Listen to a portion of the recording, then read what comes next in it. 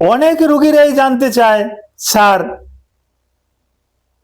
ডাক্তাররা বা স্যার আপনিও দিয়ে থাকেন সিবিসি টেস্ট। প্রায় রোগীদেরকেই ডাক্তাররা সিবিসি টেস্টটা দিয়ে থাকে। এই সিবিসি টেস্টটা আসলে কি, আর এটা কেনই বা দেয়? প্রথমেই অন্য পরীক্ষা নিরীক্ষার লেখার আগেই সিবিসি টেস্টটা আগে দিয়ে নেয়। এটার গুরুত্ব এত বেশি কেন? এটা তো বেশি একটা দামিও টেস্ট না, অথচ এর থেকে কয়েক গুণ বেশি দামিও টেস্ট আছে, সেটা আগে লেখে না, আগেই লেখে সিবিসি। এই সিবিসি এর মানে কি, এর অর্থ কি? হ্যাঁ, এখন অনলাইন জগতে ইন্টারনেটের পরিপ্রেক্ষিতে সিবিসি সম্পর্কে অনেকেই জানেন। সিবিসি এর ফুল মিনিং হলো কমপ্লিট ব্লাড সেল। আমি আবার বলছি, সিবিসি কমপ্লিট ব্লাড কাউন্ট। এই কমপ্লিট ব্লাড কাউন্ট, এই পরীক্ষাটা আমরা কেন দেই, এই ব্যাপারে গুরুত্বপূর্ণ কিছু আলোচনা করব। আসসালামু আলাইকুম রহমতুল্লাহি ওয়া বারাকাতুহু। আমি ডাক্তার মীর শহীদুল ইসলাম, আমার চেম্বার শুভেচ্ছা 255, ঐতিহ্যবাহী শেখঘাট, সিলেট। যে আলোচনা করব সিবিসি টেস্ট আসলে কি।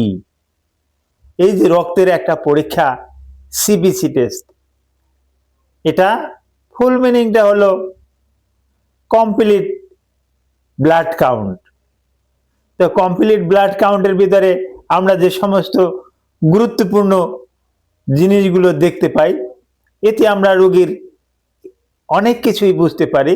যেমন এটা করালে বুঝতে পারি হিমোগ্লোবিন রোগীর কত পার্সেন্ট আছে, কত গ্রাম পার ডেসিলিটার আছে, রোগী অ্যানিমিয়ায় ভুগতে আছে কিনা আমরা এখান থেকে পেয়ে যাই।